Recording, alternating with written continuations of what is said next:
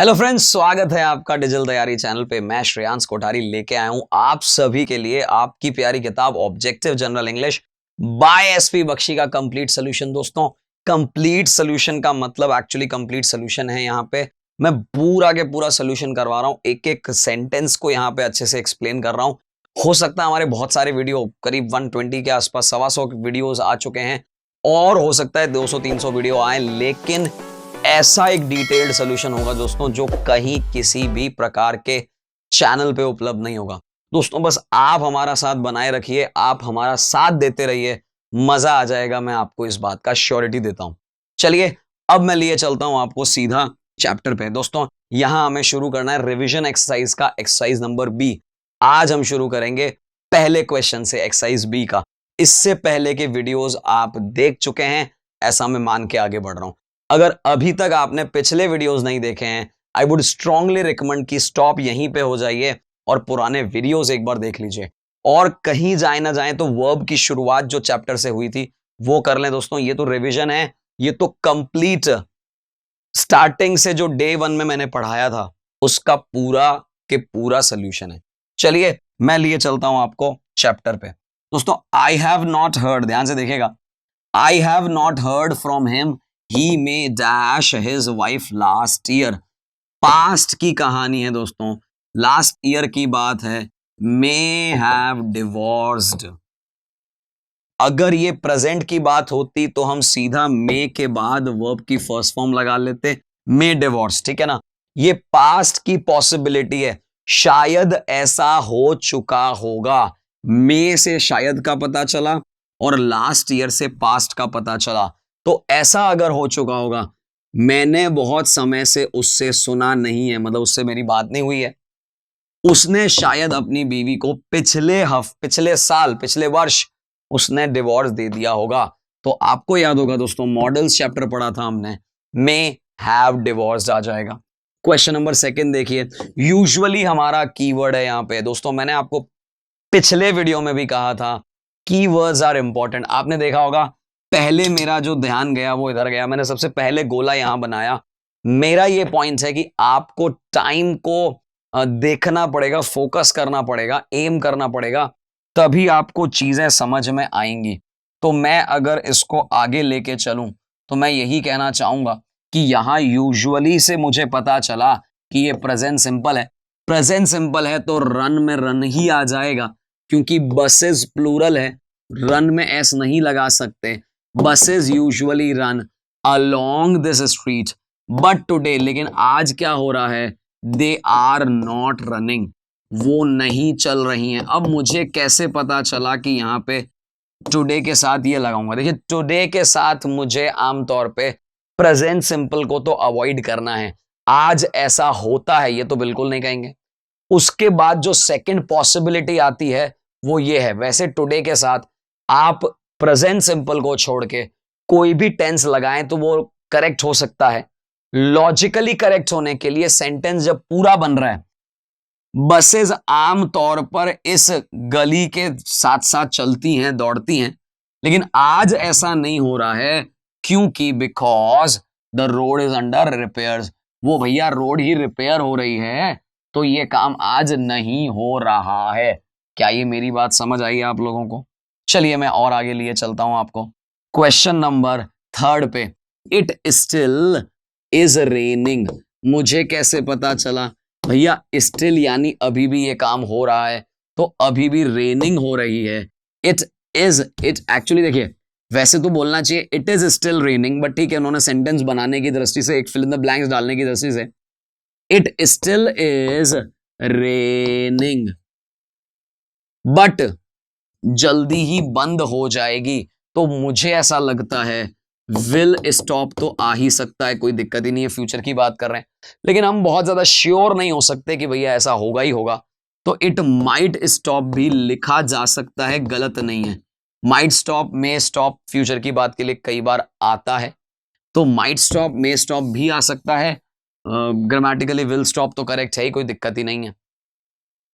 I already generally आता है आपके पास प्रेजेंट का परफेक्ट के लिए। मेरी बात को सुनना, ऑलरेडी आमतौर पे प्रेजेंट का परफेक्ट के लिए आता है, और कभी कभी पास्ट के परफेक्ट के लिए भी आ सकता है, बट जनरली किसके लिए आता है? प्रेजेंट परफेक्ट के लिए। सेंटेंस जब देखेंगे तो और अच्छे से क्लैरिटी आएगी हमें। हम यहां कहना चाह रहे हैं आई डैश स्टडी और proposal but I regret, I can not, ध्यान से देखिएगा, I can not accept it. मैंने दो कीवर्ड यहां पे पकड़े ऑलरेडी, जिससे मुझे पता चला कि ये प्रेजेंट परफेक्ट या पास्ट परफेक्ट हो सकता है। परफेक्ट क्या आएगा? I can not accept them, मैं उन्हें एक्सेप्ट नहीं कर सकता, यानी ये बात प्रेजेंट की है। तो जब मैं, अच्छा, रिग्रेट को हिंदी में कहते हैं मुझे इस बात का खेद है, मुझे पछतावा है, मैं यहां रिग्रेट कर रहा हूं, खेद है। किस बात का खेद है? कि मैं इसे एक्सेप्ट नहीं कर सकता।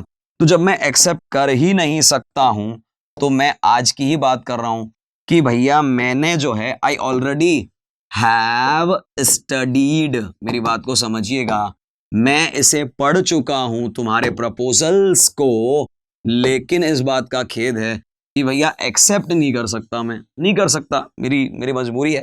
चलिए आगे बढ़ते हैं दोस्तों। Question number 5, we dash tennis yesterday, the most popular thing is we played tennis yesterday. लेकिन आगे का सेंटेंस पढ़िए, इफ इट डैश रेन।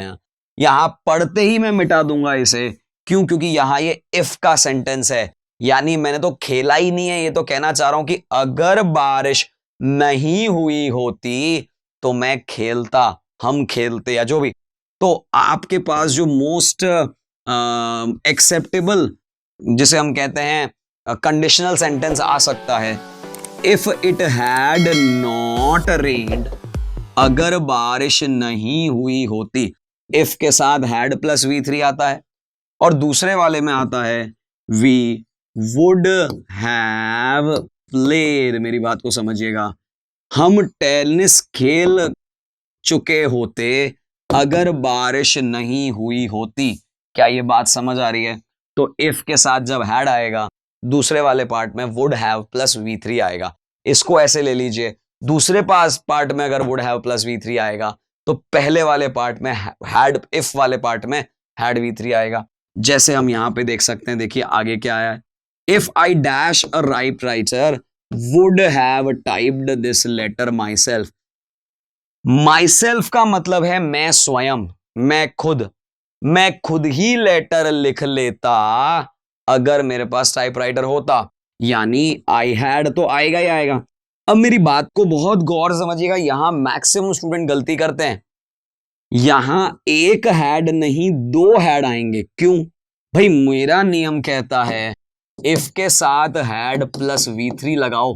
भैया ये हैड तो लगा दिया, ये वाला ये भी तो लगाना पड़ेगा ना मेरे भाई। मैक्सिमम स्टूडेंट्स यहां गलती करते हैं, हैड टाइपराइटर आएगा। यहां पास परफेक्ट को फॉलो करना है हमें, ऐसा ही चलेगा और कोई तरीका नहीं है। चलिए दोस्तों क्वेश्चन नंबर 7 की बात कर लें। ही dash arrive after dash my last paper two you. Last paper two you यानी पास्ट की कहानी हो गई।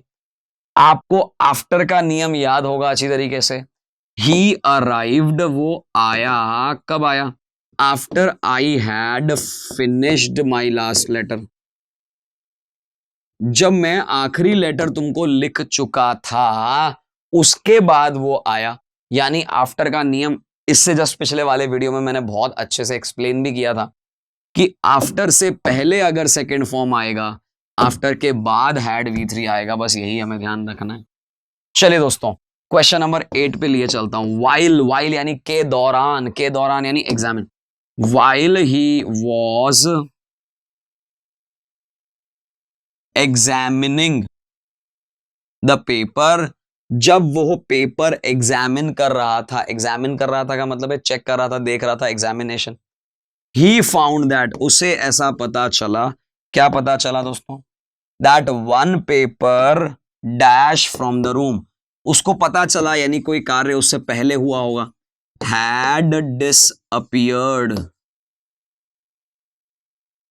देखिएगा ध्यान से, वाइल से मुझे पता चल गया कि यहां कंटिन्यूस लगाना है कि जब वह ऐसा काम कर रहा था उसे पता चला कि ऐसा हो चुका था, ये भी पास्ट में हुआ था। तो यहां हमने क्या लगाया? वन पेपर हैड डिसअपियर्ड, गायब हो चुका है, ऐसा मुझे पता चला जब मैं ये काम कर रहा था। क्वेश्चन नंबर 9 देखिए साहब। देखिएगा, इन 1954 after she dash work in the hospital for 2 years, 2 वर्षों से काम कर रही थी। तो after she had worked in the hospital for 2 years, जब वो 2 वर्षों तक काम कर चुकी थी, she dash to give up the job, उसे जॉब छोड़ने के लिए कहा गया। तो यहां पे क्या आ जाएगा, शी वॉज कंपेल्ड। ध्यान से देखेगा, वॉज कंपेल्ड क्यों लगाया मैंने, उसने कुछ नहीं किया, उस पर काम किया गया, यानी मुझे पैसिव लगाना था, पास्ट का पैसिव लगाना था। उसे जब कंपेल किया गया, अब आप बोल रहे हैं कंपेल क्या होता है, कंपेल का मतलब है फोर्स करना, दबाव डालना, कंपलसरी बनाना। तो उस पर जब दबाव डाला गया जॉब छोड़ने का, 2 साल से वह काम कर चुकी थी, उसके बाद ऐसा हुआ, आफ्टर यानी जब वह काम कर चुकी थी उसके बाद उस पर दबाव डाला गया, ये हम कहना चाह रहे हैं। चलो दोस्तों, आज का आखिरी सेंटेंस हम देख लेते हैं। I dash at my present job since, जब से ऐसा हुआ है मैं ये काम कर रहा हूं। आई हैव बीन वर्किंग, मैं तो अभी भी कर ही रहा हूं ना। I have been working in at my present job, present कह रहा है तो अभी भी है ही भाई, मेरे इस समय वाले जॉब में, प्रेजेंट जॉब में मैं तब से काम कर रहा हूं जब से the day a son dash to my sister, passive है, बच्चे ने, देखो सन ने कुछ नहीं किया है, सन का जन्म हुआ है, मेरी सिस्टर को एक सन का जन्म हुआ है। So the day a son was born to my sister, since that time I have been working. दोस्तों, मैंने बहुत अच्छे से डिटेल में क्लियरली हिंदी इंग्लिश दोनों को यूज लेते हुए आपको समझाने की कोशिश की है। डेफिनेटली आपको समझ में आया है, मुझे विश्वास है। फिर भी अगर आपको लगता है एक भी सेंटेंस में कोई डाउट है, मेरा रिक्वेस्ट आपसे इतना सा है, प्लीज आप एक छोटा सा काम करिए, कमेंट बॉक्स दे रखा है वहां पे कमेंट करिए। फोन नंबर हमारे चल रहे हैं, व्हाट्सएप करिए, फोन ना करिए, व्हाट्सएप जरूर करिए। कोई भी डाउट स्क्रीनशॉट के साथ करिए, हम डेफिनेटली उसे सॉल्व करेंगे।